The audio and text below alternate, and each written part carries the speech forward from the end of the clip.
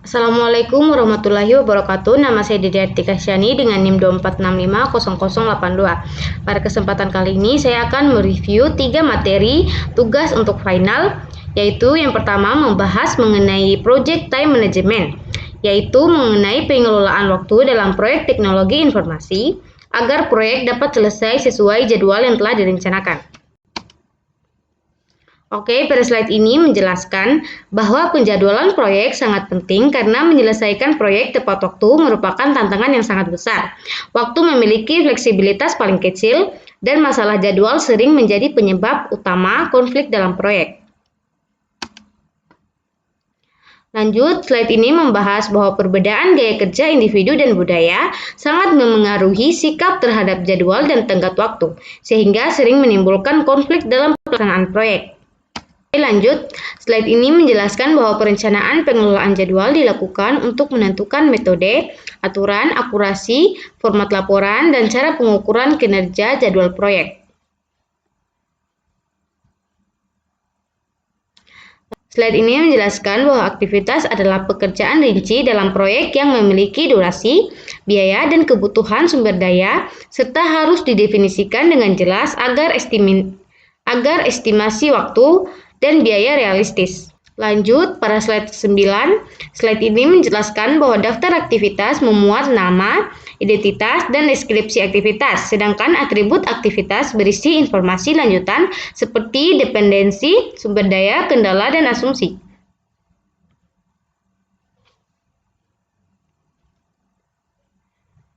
Oke, slide ini menjelaskan bahwa milestone merupakan peristiwa penting dalam proyek yang tidak memiliki durasi dan digunakan untuk memantau kemajuan serta pencapaian proyek.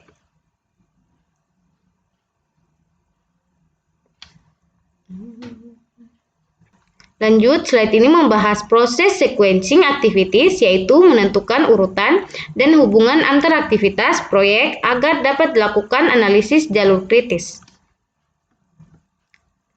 Oke, slide ini menjelaskan 3 jenis ketergantungan aktivitas, yaitu yang pertama ada mandatory dependency yang bersifat wajib. Yang kedua ada discretionary dependency yang ditentukan oleh tim proyek. Dan yang terakhir external dependency yang berasal dari luar proyek.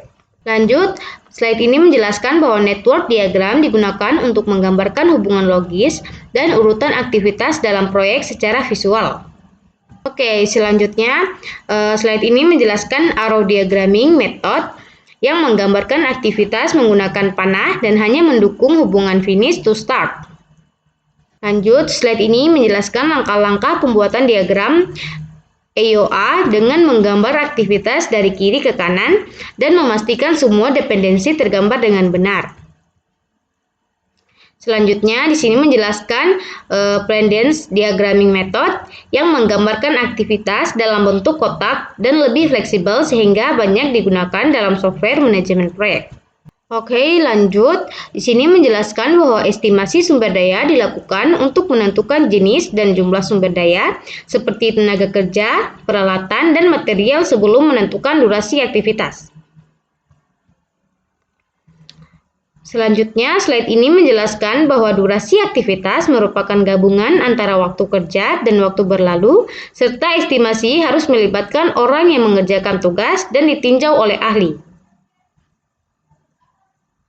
Selanjutnya, slide ini menjelaskan teknik 3-point estimation yang menggunakan estimasi optimis, paling mungkin, dan pesimis untuk meningkatkan akurasi perhitungan durasi. Slide selanjutnya menjelaskan bahwa penyusunan jadwal proyek bertujuan menentukan tanggal mulai dan selesai proyek secara realistis menggunakan berbagai alat analisis penjadwalan. Oke, lanjut. Di sini dia menjelaskan bahwa Gantt chart adalah alat visual berbentuk kalender yang menampilkan durasi aktivitas, milestone, dan hubungan ketergantungan antar tugas proyek. Oke, selanjutnya di sini menjelaskan bahwa milestone dalam Gantt chart digunakan untuk menyoroti pencapaian penting dan biasanya dibuat dengan durasi 0. Oke, slide ini menjelaskan bahwa milestone yang baik harus memenuhi kriteria SMART, yaitu spesifik, terukur, dapat ditugaskan, realistis, dan memiliki batas waktu yang jelas. Oke, lanjut pada materi yang kedua, yaitu mengenai materi Project Scope Management dalam manajemen proyek IT yang membahas pengelolaan ruang lingkup proyek. Oke, pada slide ini menjelaskan bahwa manajemen ruang lingkup sangat penting karena menjadi batasan kerja proyek dan banyak proyek gagal akibat ketidakjelasan ruang lingkup berdasarkan laporan Standish Group. Slide ini menjelaskan pentingnya scope manajemen dari berbagai perspektif seperti teori sistem, operasional, finansial, psikologi tim, dan strategi, sehingga scope berfungsi sebagai fondasi utama proyek. Oke, pada slide ini menjelaskan bahwa Project Scope Management adalah proses untuk memastikan proyek mencakup seluruh pekerjaan yang diperlukan dan mengendalikan apa saja yang termaksud dan tidak termaksud dalam proyek. Oke, slide ini menjelaskan pengertian produk scope sebagai definisi fitur, fungsi, dan karakteristik produk yang akan diterima oleh pengguna ataupun pelanggan. Oke, lanjut. Slide ini menjelaskan pengertian project scope sebagai pekerjaan atau aktivitas yang harus dilakukan tim proyek untuk menghasilkan produk sesuai produk scope. Selanjutnya, slide ini menjelaskan bahwa plan scope management adalah proses membuat rencana pengelolaan ruang lingkup yang akan didefinisikan, divalidasi, dan dikontrol selama proyek. Selanjutnya, slide ini menjelaskan berbagai masukan seperti Project Management Plan, Project Charter, faktor lingkungan, dan aset organisasi yang memengaruhi perencanaan ruang lingkup proyek. Lanjut, pada slide ini menjelaskan bahwa pembuatan rencana scope manajemen menggunakan expert judgment dan rapat tim untuk memperoleh masukan dan kesepakatan. Oke. Lanjut, menjelaskan bahwa keluaran dari proses ini adalah Scope Management Plan dan Requirements Management Plan yang menjadi pedoman pengelolaan scope dan kebutuhan proyek. Oke, lanjut, pada slide ini menjelaskan bahwa Collect Requirements adalah proses kritis yang bertujuan untuk mengidentifikasi, mendokumentasikan dan mengelola kebutuhan serta harapan dari semua pemangku kepentingan guna memenuhi tujuan proyek. Lanjut, slide ini menjelaskan berbagai input seperti scope management plan, requirement management plan, stakeholder management plan, project charter, dan stakeholder register. Selanjutnya, di sini membahas mengenai teknik pengumpulan kebutuhan seperti interview, fokus group, dan teknis kreativitas kelompok, serta fasilitas workshop. Lanjut, slide ini menjelaskan teknik pengambilan keputusan untuk menentukan dan memprioritaskan kebutuhan proyek. Selanjutnya, di sini menjelaskan bahwa penggunaan kuesioner, observasi, prototype, dan benchmarking untuk memperoleh kebutuhan proyek secara lebih akurat.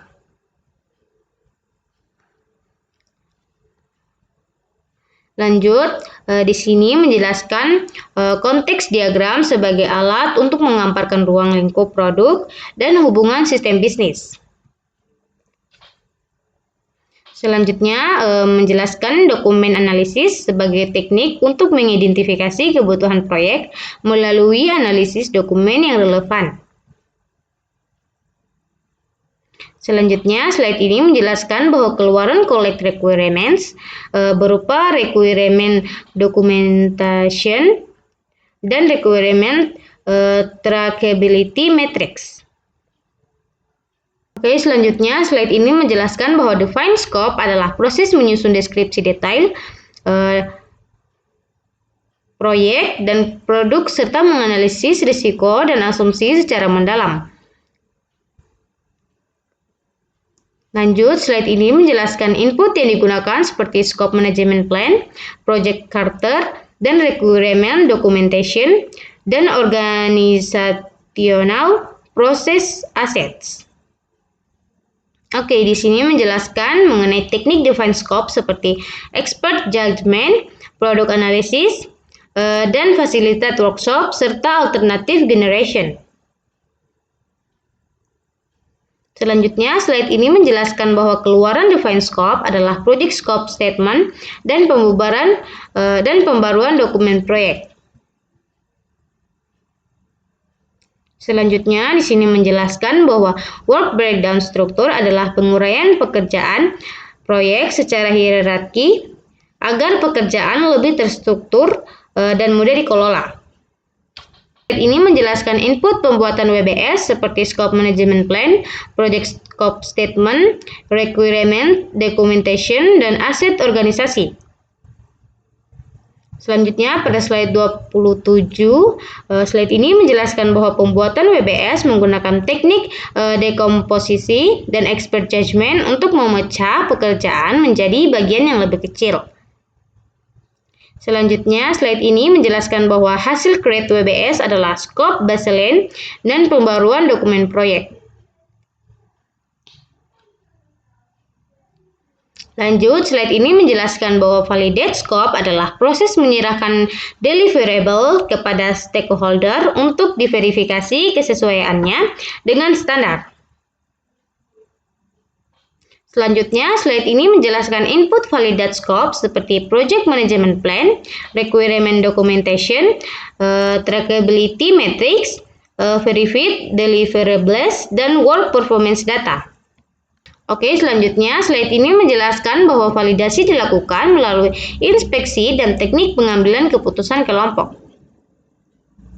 Oke, pada slide ini menjelaskan bahwa keluaran validate scope berupa accepted deliverables, change requests, dan pembaruan dokumen proyek. Oke, slide selanjutnya menjelaskan bahwa control scope adalah proses memantau status ruang lingkup proyek dan mengelola perubahan yang terjadi. Selanjutnya, menjelaskan mengenai input control scope seperti aset organisasi, work performance data, requirement documentation, dan project management plan. Selanjutnya, menjelaskan bahwa variance analysis digunakan untuk membandingkan scope baseline dengan kerja aktual proyek. Lanjut, di sini menjelaskan bahwa keluaran control scope meliputi work performance information, change request, dan pembaruan project management plan. Oke, selanjutnya slide ini menjelaskan pembaruan dokumen proyek dan organisasional proses aset sebagai hasil dari pengendalian ruang lingkup. Oke, lanjut. Materi selanjutnya membahas mengenai manajemen risiko proyek. Oke, slide ini menjelaskan bahwa problem adalah masalah yang sudah terjadi akibat keputusan masa lalu dan dampaknya sudah diketahui, sehingga penanganannya bersifat operasional atau manajemen krisis. Oke, slide ini menjelaskan bahwa risiko adalah kejadian yang belum terjadi dan masih berupa kemungkinan, yang hasil akhirnya bergantung pada tindakan dan mitigasi yang dilakukan.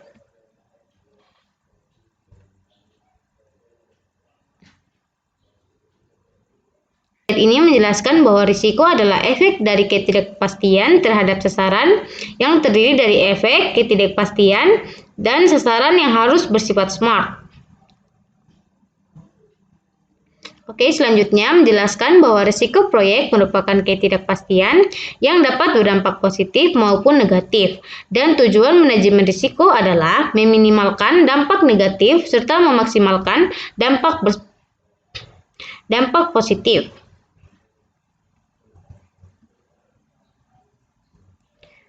Selanjut, slide ini menjelaskan bahwa manajemen risiko proyek berfokus pada identifikasi, analisis, dan respon terhadap risiko agar tujuan proyek dapat tercapai. Lanjut, slide ini menjelaskan bahwa penerapan manajemen risiko sangat membantu organisasi dalam memperkuat analisis strategi, pengambilan keputusan, serta peningkatan produktivitas. Selanjutnya, di sini menjelaskan bahwa pada tingkat perusahaan, manajemen risiko berperan dalam mendukung pencapaian strategi, memudahkan pengambilan keputusan, dan meningkatkan kinerja organisasi. Lanjut, slide ini menjelaskan tahapan manajemen risiko proyek, mulai dari perencanaan, identifikasi risiko, analisis kualitatif dan kuantitatif, perencanaan respon risiko, hingga monitoring dan pengendalian risiko. Selanjutnya, di sini menjelaskan bahwa perencanaan manajemen risiko menentukan pendekatan dan aktivitas pengelolaan risiko selama proyek berlangsung. Slide selanjutnya menjelaskan bahwa identifikasi risiko bertujuan menemukan dan mendokumentasikan risiko yang dapat memengaruhi proyek. Selanjutnya, slide ini menjelaskan bahwa analisis kualitatif dilakukan untuk memprioritaskan risiko berdasarkan probabilitas dan dampaknya terhadap proyek.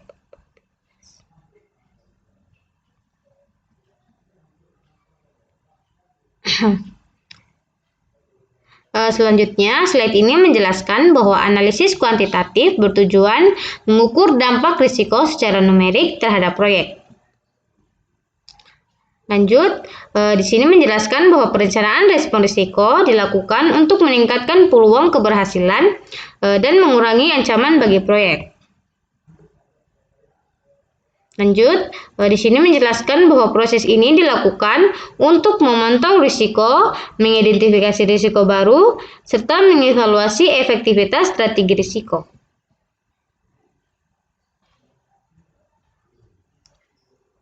Lanjut, slide ini menjelaskan bahwa risiko negatif berpotensi menghambat proyek, sedangkan risiko positif merupakan peluang yang dapat memberikan keuntungan bagi proyek.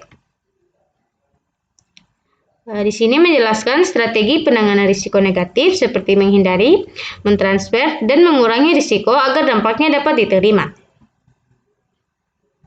Lanjut, di sini menjelaskan bahwa strategi penanganan risiko positif seperti mengeksploitasi, berbagi, dan meningkatkan peluang untuk memperoleh manfaat proyek. Lanjut, di sini menjelaskan bahwa dokumen manajemen risiko berisi metodologi, kategori risiko, probabilitas dampak, dan prosedur pengelolaan risiko proyek. Selanjutnya menjelaskan bahwa rencana kontingensi adalah tindakan yang dilakukan jika risiko benar-benar terjadi, sedangkan fallback plan digunakan untuk risiko berdampak sangat besar. Lanjut, slide ini menjelaskan bahwa risiko dapat dikategorikan menjadi risiko besar, finansial, teknologi, manusia, dan proses.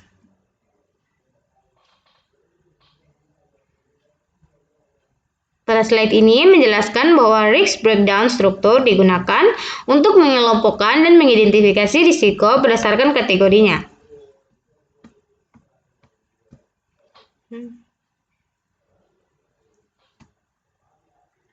Lanjut, slide ini menjelaskan bahwa identifikasi risiko bertujuan memahami kejadian yang dapat menghambat atau membantu proyek dengan menggunakan berbagai metode.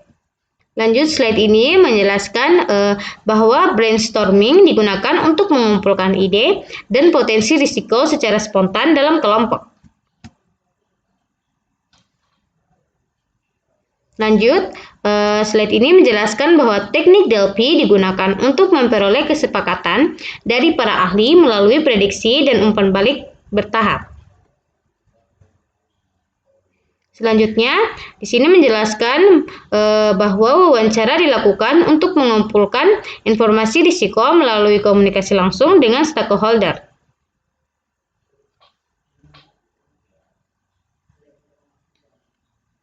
Oke, pada slide ini menjelaskan bahwa analisis SWOT membantu mengidentifikasi kekuatan, kelemahan, peluang, dan ancaman yang berkaitan dengan proyek.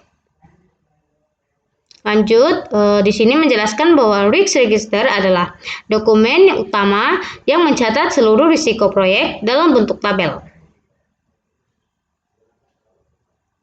Selanjutnya, di sini matriks probabilitas digunakan untuk memetakan kemungkinan terjadinya risiko terhadap dampaknya.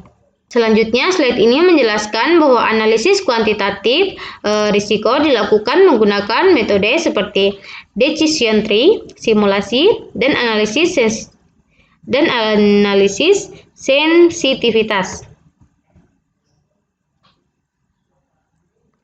Selanjutnya, decision tree digunakan untuk menganalisis keputusan dengan hasil yang belum pasti menggunakan nilai EMV.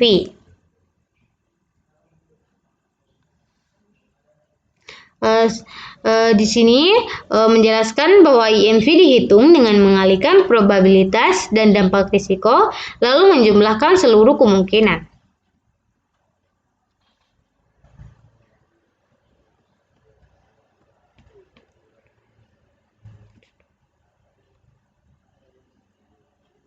Lanjut, slide ini menjelaskan strategi respon risiko negatif seperti menghindari, mengurangi, mentransfer, dan memitigasi risiko.